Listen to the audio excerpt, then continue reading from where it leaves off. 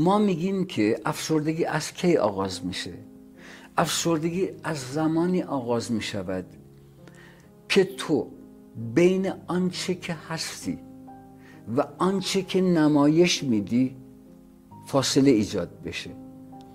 یعنی تویی که باید خودت باشی، تو همانی هستی که نشون میدی، همانی که نشون میدی هستی. افسردگی از کی آغاز میشه؟ از زمانی که ما بین خودمان، یعنی هستن خودمان، و آنچه که نمایش میدیم فاصله ایجاد میشه. به میزانی که این فاصله ایجاد میشه فرد افسرده تره.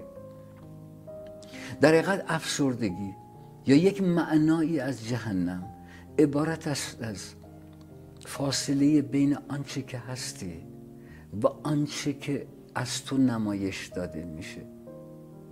من در مورد صداقت هم همینو میگم. صداقت خود آنچه که هستی. درسته؟ درسته. صداقت از کی آغاز میشه دخترم؟ صداقت از زمانی آغاز میشه که تو ترجیح بدی منفور باشی به خاطر چیزی که هستی تا اینکه محبوب باشی به خاطر چیزی که نیستی. و جهنم از همین نقطه آغاز میشه. یعنی از زمانی که تو با خودت، در خودت، برای خودت صادق نیستی. اگر هر انسانی در حقیقت خودش با خودش صادق باشه، نقش بازی نکنه. ببین هر انسانی به طور طبیعی بین این 5 من اسیره. بین این 5 منی که عرض میکنم،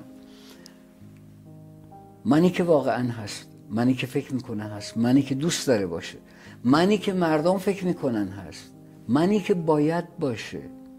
حالا این طبیعی و طبیعت حالی آدمه. حالا تو حساب کن یه فردی علاوه بر اینا نقش هم بازی میکنه. به قول حضرت مولانا زین 2000 من و ما، ای عجبا من چه منم، گوش بده عربده را دست من بردهنم، چون که من از دست شدم در ره من شیشه منه، هرچه نهی پا بنهم، هرچه بیابم شکنم. اگر خودت رو گم کردی پیداش نمی کنی و اگر خودت رو گم کردی داری وارد جهنم زیستی خودت میشی، چون هرچی میگردی خودت رو پیدا نمی کنی. من نمیدانم کیم من، لیک یک من در من است، آن که تکلیف منش با من روشن است. هیچ کس با من چنان من مردم آزاری نکرد، این من هم نشست و مثل من کاری نکرد. کیست این من؟ این من با من ز من بیگانه تر، این من کنه از من کمی دیوانه تر. گمش میکنی. تو زمانی با خودت، در خودت به وحدت میرسی که در صادقانه ترین شکل حیات خودت باشی. اگر برسی به این نقطه خودت بهشت خودتی، خودت بهشتی. یعنی یک کانسپتیه که هم مکانه بهشت، هم زمانه بهشت، هم خودتی بهشت. یعنی هر جا که باشم حالم خوبه. هر جایی که باشی حالت خوبه چون خودتی. و وقتی خودتی که در زمان حال باشی، نه دلواپس دیروز، نه مضطرب فردا، نه غمگین دیروز، نه مضطرب فردا. مولای من علی میفرماید ای انسان، اگر تو به مشکل امروزت غم دیروز و اضطراب فردا را اضافه نکنی، مشکل تو هر چه باشد قابل حل است. ما از زمانی وارد جهنم اضطراب میشیم. من یه عمر به ملتم دارم فریاد میزنم که سرورانم، عزیزانم، قربونتون برم، دختران گلم، پسران گلم، عزیزانم، سرورانم، قفس‌ها از آهن ساخته نمیشن. قفس‌ها از فکر و خیال و توهم و اضطراب ساخته میشن. از کی این قفس به وجود میاد؟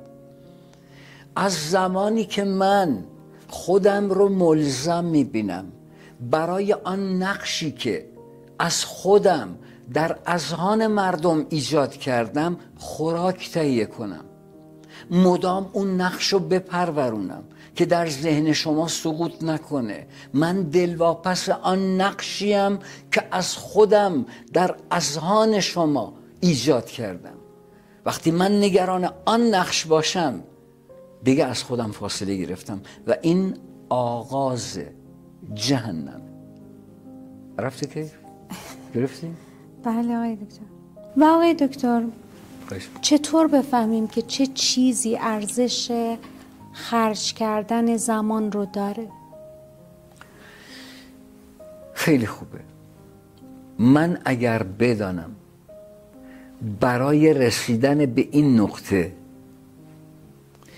پا روی چه نقاطی گذاشتم، ارزش زمان رو در بکارگیری آن حرکت به من نشون میده. من اگر خدای نکرده برای رسیدن به این نقطه، برای بالا آمدن به این نقطه پا روی ارزش‌های گذاشته باشم که دیگران رو از بین برده و نابود کرده، قطعاً من زمان رو حرام هدر کردم، قطعاً و بدون شک. این برای من یه فرمول. آقای دکتر به عنوان آخرین سوال، بله، چه توصیه‌ای برای جوان‌ها دارید؟ جوان‌ها؟ بله. جوان‌های کشورم یا جوان‌های دنیا؟ هم جوان‌های کشورتون هم جوان‌های دنیا. توصیه‌ای که برای تمام جوان‌های دنیا دارم این است که نقد قیمت عمرشون رو بدونن، قیمت لحظه ها رو. نقد قیمت هر شیئی دخترم آن مقدار پولی نیست که ما جای این شیء میدیم. نقد قیمت هر شیئی اون مقدار از عمر منه که صرف توجه به این شیء میشه. دقیقاً. این 2 روز از عمر منو بگیره، 2 ساعت بگیره، 2 سال بگیره، این دوست من 2 سال از عمر منو به خودش گرفته، این دوست دختر من، دوست پسر من 5 سال از عمر من صرف خودش کرده، همسر من. آیا این مقدار ارزش داره که 20 سال، 30 سال، 40 سال، 50 سال از عمر من رو باید ببینم ارزشش رو داره یا نداره؟ من توصیم به تمام جوانهای عزیز جهان اینه که نقد ارزش قیمت لحظه های خودشون رو بدون. اما به جوانان ایرانی تأکید دارم که عزیزانم اینو به خاطر بسپرید، با انسانهایی معاشرت کنید که در فکر آینده و در ساختن آینده با شما مشترک باشن، نه در گذشته و دیروزتان.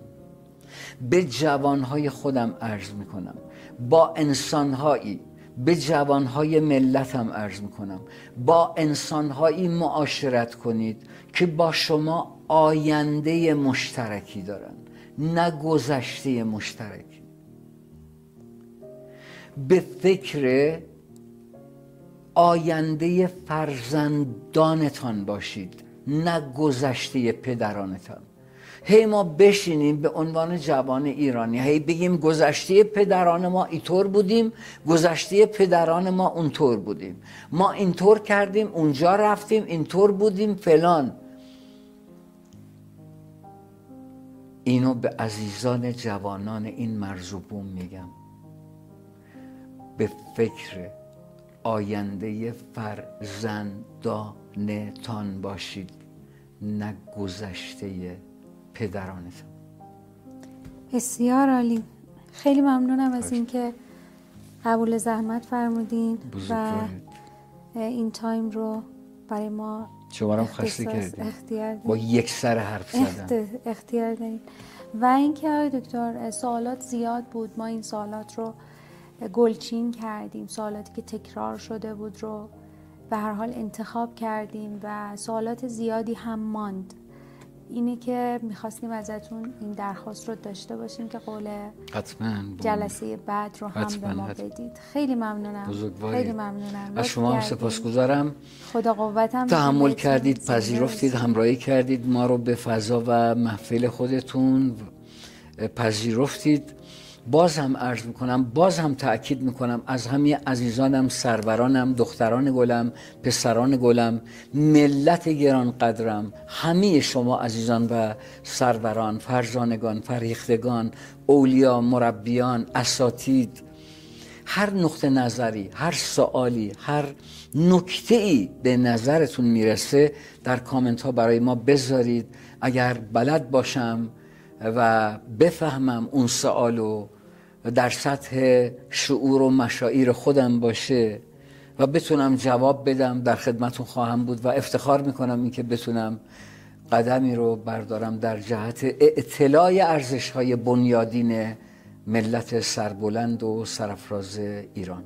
انشالله. سپاسگزارم آقای دکتر. خواهش میکنم. متشکرم. در پناه خدا باشید. زنده باشید.